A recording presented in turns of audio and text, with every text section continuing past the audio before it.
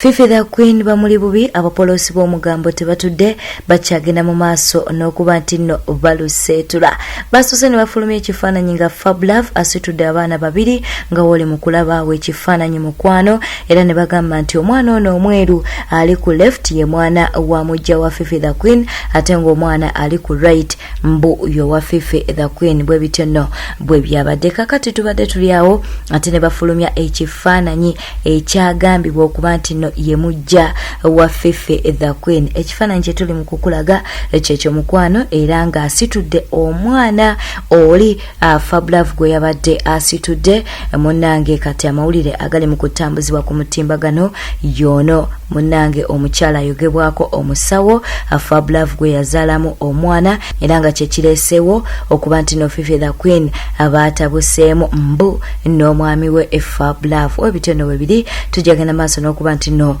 tukunoonyeza amawulire amalala ku nsonga eyo ge tunaba tufunyewo nga tugakuleetera wekumire ku Newspark channel tubeerabira kuba nti no subscribinga ku YouTube channel yaffe nyiga akade ka notification likinga video eno kusa n'okulekawo obubaka bwawo mu comment section. Mu mawulire amalala Misa Kisemakula akikoze ono n'avuddeyo ne yeegaana Bebe Cool era n'agambye nti ittamumanyi bw'abuuziddwa ku muyimbi Bebe Cool avuddeyo n'ategeeza nga bw'atamanyi muyimbi oyo si byaffe nga ba Newspark channel katubeere nga tumukuwa Bebe Cool kampuni kiki babazi ba bitabo kiki munange muyimbi yakola Bebe Cool list mu 2019 bwe tuvaayo ebya Fresh Daddy ibibi essaawa yonna yandibeera nga asibibwa olw'okuba nti nno yakwata omwana atanaba kuba nti nno yeetuuka era ng'omwana agambibwa okuba nti nno yakwatibwa ayitibwa Ndagire ow'emyaka 16 nanga alumiriza Fresh Daddy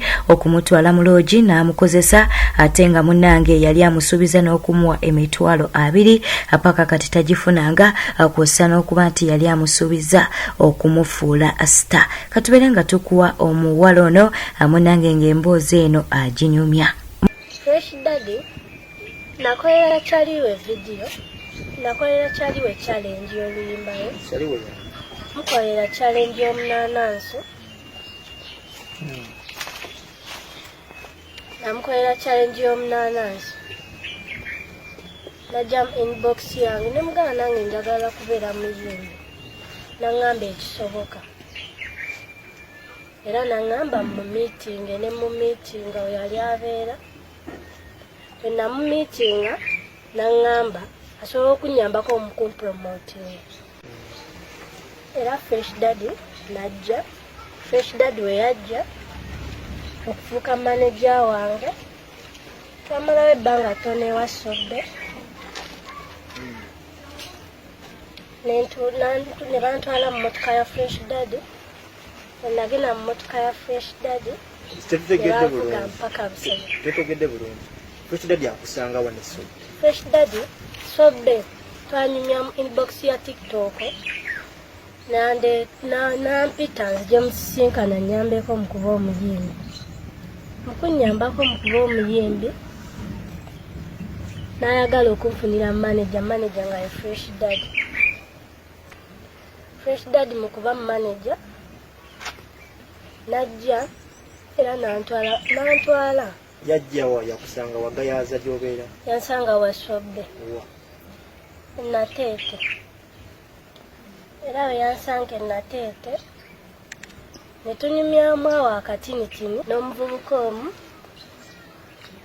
mukwano gwange nyambyeko okutuuka wano Matovu ne tugenda tuba tutuukanga ku paaka y'enateete sobbe n'agamba omuvubuka aveemu nze nsigale nga ngenda ne Fresh Daddy era we yavaamu nze nensigala nga ngenda ne Fresh Daddy ne tutuuka e Busega nkugambye ejjo nno nene weekwasa simanyanga ate emmotoka baagitutte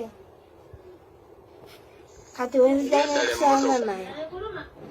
Mu mawulire amalala Spice Dana n'omuyimbi Fifi bakyekoze beera z'omukwano naye maama gye biggweredde nga Fifi abadde ayagala akuluma mimwa gya Spice Diana. Lwaki twogera ebingi ate nga ka video tukayina katubeere nga tukakuwa.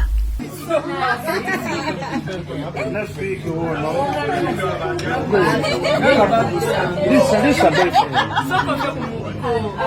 Spice, don't put that boyfriend.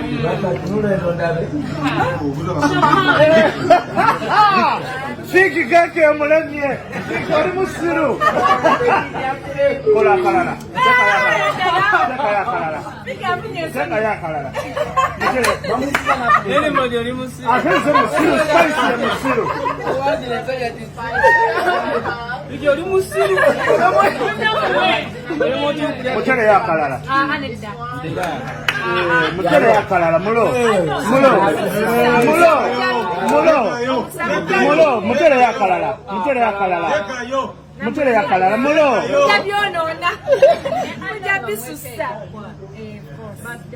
Unknown to why you calling yourself unknown.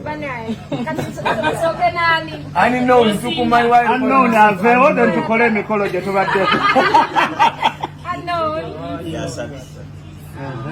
Aha, katigenda. Tubadde tukyali ku mikolo mirala. Kati omwami nakwata keki mu butongole. Nawo omukyala ku birthday ya Spice. Nawo omukyala muwe. ayino kulisa ku birthday. N'omukyala yakwata piisi. Mu bulungi ne mubi mu keeki ne sowaani. Sigale nga ki? Sigale nga muyimba. Nate mwefumbira.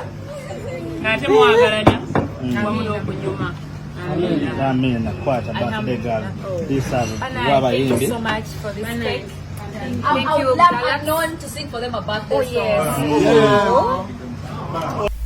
Bwete tambudde obadde mulabe mulungi wabale kwekumira ku News Park channel katukusaba obere nti no subscribe ku YouTube channel yaffe, liking a video eno kwesa n'okulekawo bakabwawo mu comment section.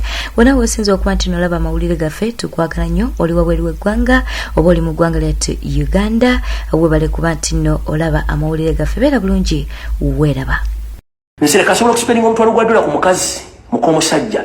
To the extent omwami ono akalakasiba kabasajja ebiwojjolo nawana abakazi emmotoka ez'empewo bw'amala oziggimu emmotoka ey'empewo ate n'amuseetinga abasajja bakwana omukazi amala ate kennyini ajja amusange ku ssaawa yamugobe amugye ku mmotoka gye yamuwa kubanga aba yamugikola amufiira bufezi yenkola. Kati mwe benna abawala abalooza nti omusajja gumu naye musajja mugezi nnyo, musajja mufu nnyo, nkiddamu omwami ebiseera zonna z'akoze mu paaliyamenti azimalidde mu kukujja biwojjolo y'abakazi.